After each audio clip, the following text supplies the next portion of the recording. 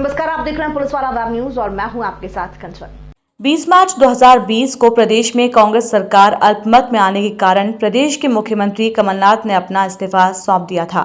जिस दिन के बाद से प्रतिवर्ष कांग्रेस 20 मार्च को लोकतंत्र सम्मान दिवस के रूप में मनाते आ रही है। इसी कड़ी में 20 मार्च को बालाघाट नगर के हनुमान चौक स्थित गांधी प्रतिमा के समक्ष कांग्रेस ने लोकतंत्र सम्मान दिवस मनाया। इस दौरान शहर कांग्रेस कमेटी अध्यक्ष श्याम पंजवानी ने संविधान की प्रस्तावना पढ़ी। इस दौरान प्रदेश कांग्रेस महासचिव श्रीमती पुष्पा बिसेन, अनूप सिंह बैस, जुगल शर्मा, सुशील पालीवाल, अंजू जायसवाल, महिला कांग्रेस अध्यक्ष श्रीमती रचना लिल्हारे, शहर कांग्रेस कमेटी अध्यक्ष श्याम पंजवानी,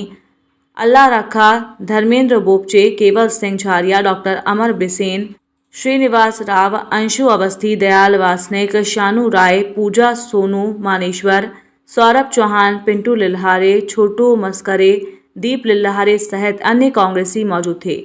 कांग्रेस ने कहा कि लोकतंत्र मूल्यों की रक्षा करते हुए कमलनाथ जी ने मुख्यमंत्री पद से इस्तीफा दिया था, जिससे साफ है कि कांग्रेस ही एकमात्र ऐसी पार्टी है जो बाबा साहब के संविधान की रक्षा कर सकती है।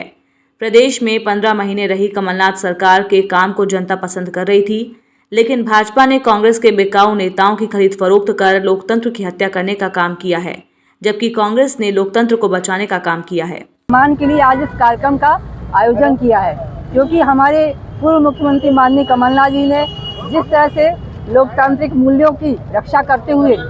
नैतिकवादी सिद्धांतों की रक्षा करते हुए और आदर्शवादी मूल्यों की रक्षा करते हुए अपना इस्तीफा दिया है। इससे ये साफ स्पष्ट होता है कि अम्बेडकर बाबा ने जो संविधान का निर्माण किया था, इस संविधान की रक्षा सिर्फ कांग्रेस ही कर सकती है और कांग्रेस उसी के मूल्यों पर चल रही है। जिस तरह से विधायकों की खरीद फरोख्त की गई और हमारी सरकार को गिराया गया, निश्चित है कमलनाथ जी बहुत अच्छा काम कर रहे थे। 15 महीने के कार्यकाल में उन्होंने इतने ज़्यादा अच्छे काम किए कि जनता उनके काम को पसंद कर रही थी, परंतु सत्ता की लोलुप भारतीय जनता पार्टी सरकार ने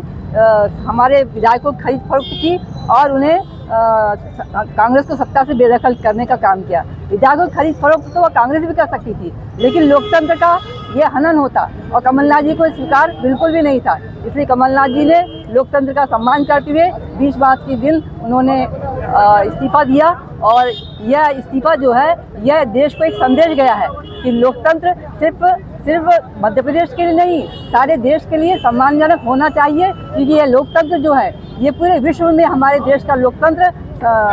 माना जाता है, जाना जाता है, हमारे प्रसिद्ध है विश्व में। ऐसे लोकतंत्र के सम्मान के लिए हमारे कमलनाथ जी ने इस्तीफा दिया और आने वाले 2023 के विधानसभा चुनाव में निश्चित ही कमलनाथ जी की सरकार नेतृत्व वाली सरकार बनने जा रही है और हम सब कांग्रेस ही दृढ़ संकल्पित है आज इस लोकतंत्र सम्मान दिवस के अवसर पर कि हम सब मिलकर के कांग्रेस के सरकार बनाने में भरपूर सहयोग प्रदान करेंगे और कमलनाथ जी को एक बार पुनः मुख्यमंत्री बनाएंगे। सरकार चुनी जाती है और बनाई जाती है। जिस तरह से 1 वर्ष पूर्व माननीय कमलनाथ जी की सरकार की जो संवैधानिक रूप से हत्या की गई थी, लोगों के मताधिकार का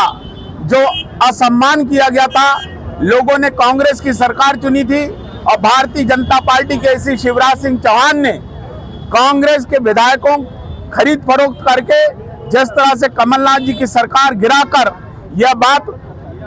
प्रमाणित की थी कि लोकतंत्र की एक तरह से